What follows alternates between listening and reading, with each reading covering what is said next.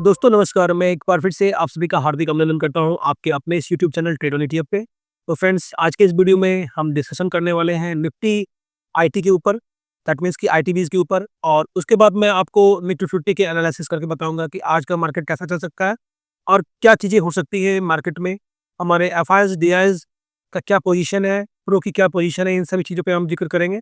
तो बने रहिए वीडियो में दोस्तों और आगे बढ़ने से पहले आप हमारे फ्री टेलीग्राम चैनल से अभी तक नहीं जुड़े हैं तो जरूर जुड़ जाइए, जो कि ट्रेड ऑन ईटीएफ के नाम से आता है, जो टोटली फ्री है। इस पे आपको मार्केट की लर्निंग दी जाती है, ईटीएफ की ट्रेडिंग की लर्निंग दी जाती है, मार्केट में क्या चल रहा होता है, कौन से इंडेक्स में अच्छी बाइंग हो रही होती है, कौन से ईटीएफ में अच्छी तेजी दिख रही होती है, बाइंग चल रही होती है। इन सभी चीज़ों की मैं अपडेट आपको मार्केट आवर्स में देता हूँ और ये चीज़ें आप देखकर और सीख कर आगे बढ़कर मार्केट में काफ़ी अच्छा कर सकते हो। तो बने रहिए इस टेलीग्राम चैनल पे और ज्वाइन नहीं किया तो जरूर ज्वाइन कर लीजिए। लिंक आपको इसका वीडियो के डिस्क्रिप्शन बॉक्स में मिल जाएगा। और ये हमारा second premium paid Telegram channel है दोस्तों। तो हमारे साथ लर्निंग लर्निंग लेकर आप अर्निंग की तरफ आगे बढ़ना चाहते हो तो इसे जरूर ज्वाइन करें, ईटीएफ स्विंग क्लब।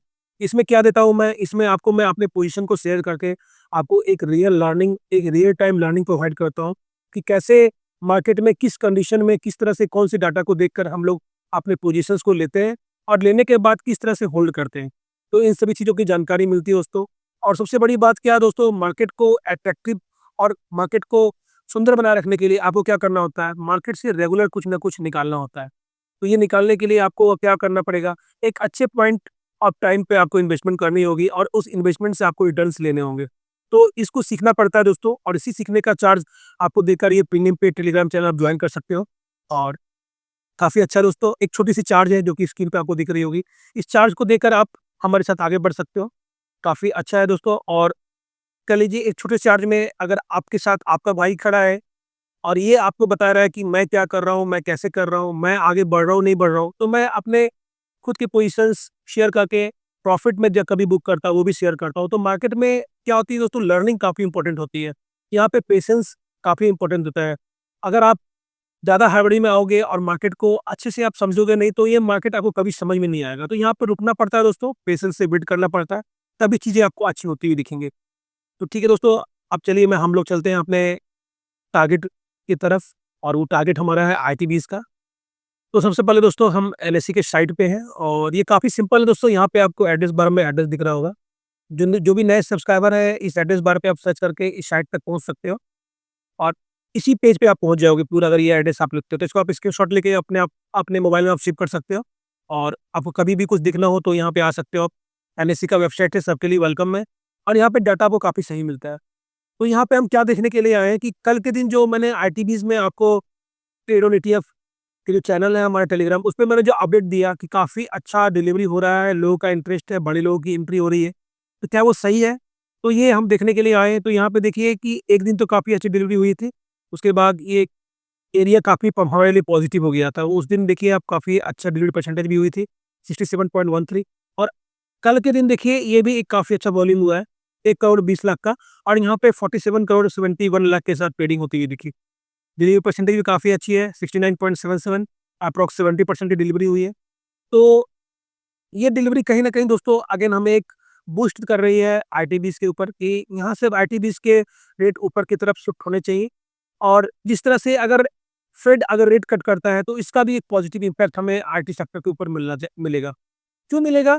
अगर फेड रेट कट करता है तो क्या होगा, वहाँ पे यूएस का जो बॉन्ड यील्ड है, तो वहाँ के जितने भी इन्वेस्टर है वो बॉन्ड पे भी इन्वेस्ट करते हैं। तो यूएस के जो बॉन्ड में इन्वेस्ट करते हैं, अगर रेट कट होगा तो यूएस के बॉन्ड के जो बॉन्ड यील्ड है वो नीचे आएगा।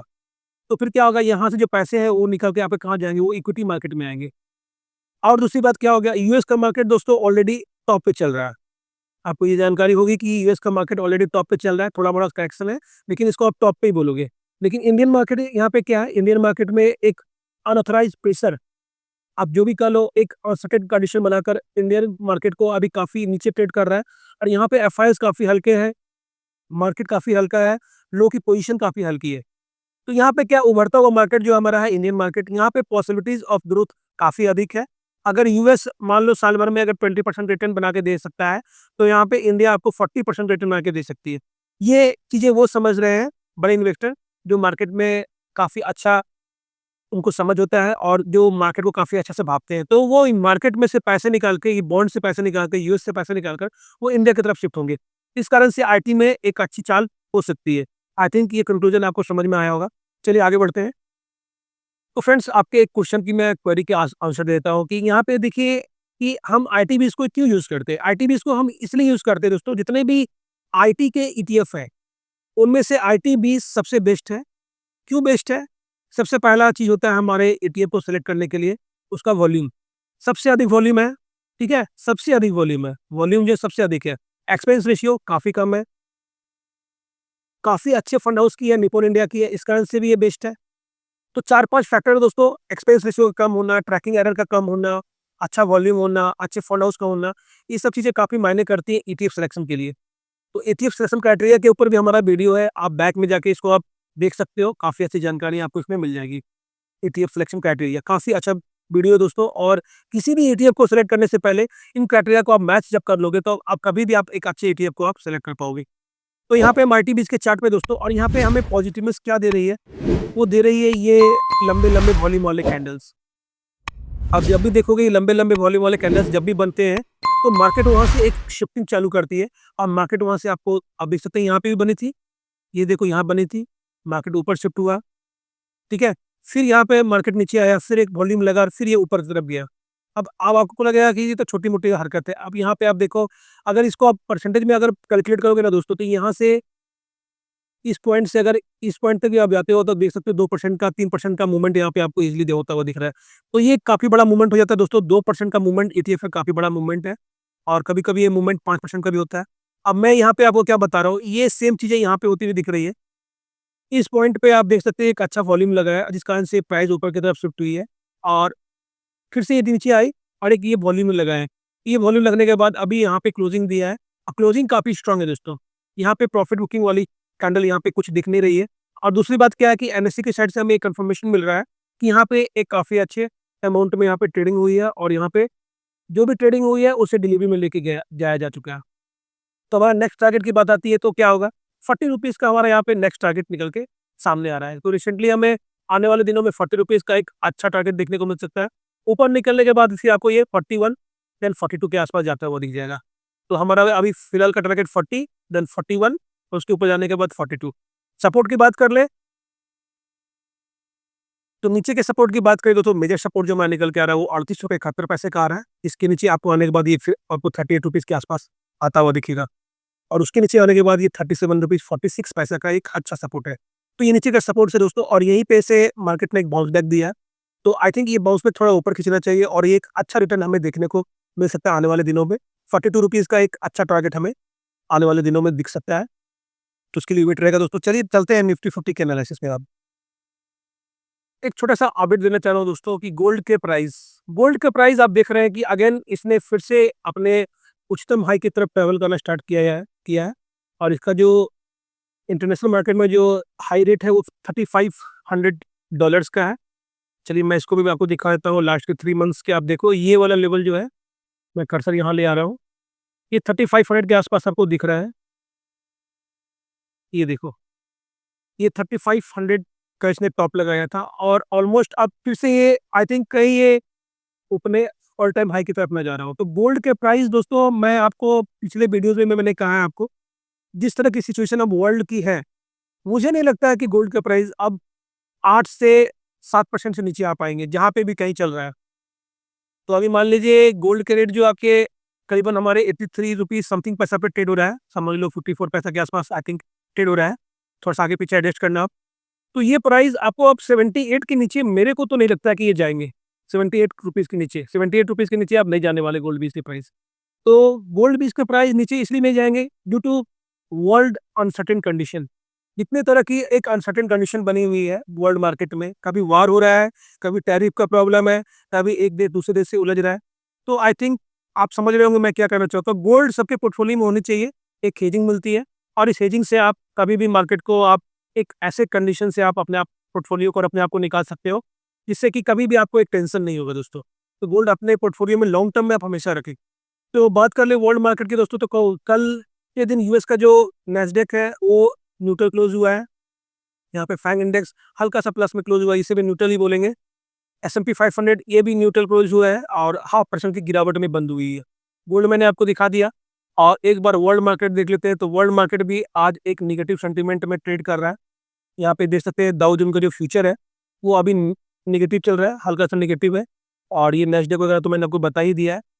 और बात करें कि आपका यूरोपियन मार्केट, तो यूरोपियन मार्केट भी कल माइनस या कह लीजिए साइडवेज ही चला है। गिफ्ट निफ्टी यहाँ पे आप देख रहे हैं कि आपको माइनस ट्रेड कर रहा है, कल किसी लेवल से भी गिफ्ट निफ्टी नीचे है। तो और यहाँ पे आप देखिए निकाई भी यहाँ पे माइनस है, स्टेट टाइम से माइनस है, हैंगसेंग भी माइनस है। तो पूरे एशियन मार्केट में अभी एक लालिमा छाई हुई है।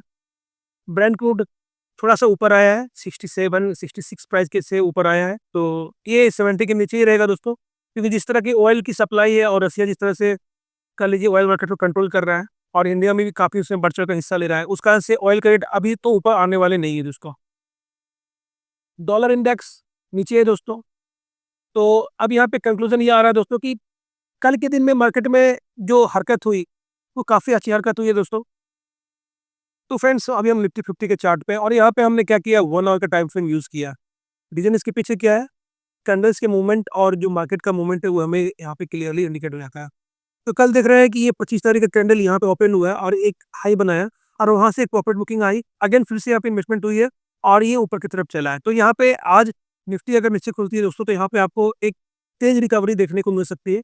तेज रिकवरी दैट मीन्स कि अगर ये नीचे के लेवल में आता है 25,000 24,900 के आसपास आता है, तो ये आपको इजीली फिर 25,000 के आसपास आता हुआ दिखेगा। और 25,100 के ऊपर जब ये ट्रेड करना स्टार्ट करेगा दोस्तों, तो निफ्टी में एक फ्रेश आपको तेजी देखने को मिलेगी और एक फ्रेश चाल देखने को मिलेगी। तो हमें इंतजार है निफ्टी 25,100 के ऊपर क्लोजिंग दे और उसके ऊपर ट्रेड करे आने वाले दिनों में, तब एक काफ़ी अच्छी मजबूती आपको देखने को मिल सकती है, जो कि फिर निफ्टी को 25,200, उसके बाद 25,300 और आने वाले दिनों में 25,500 के आसपास आपको जाती हुई दिखेगी।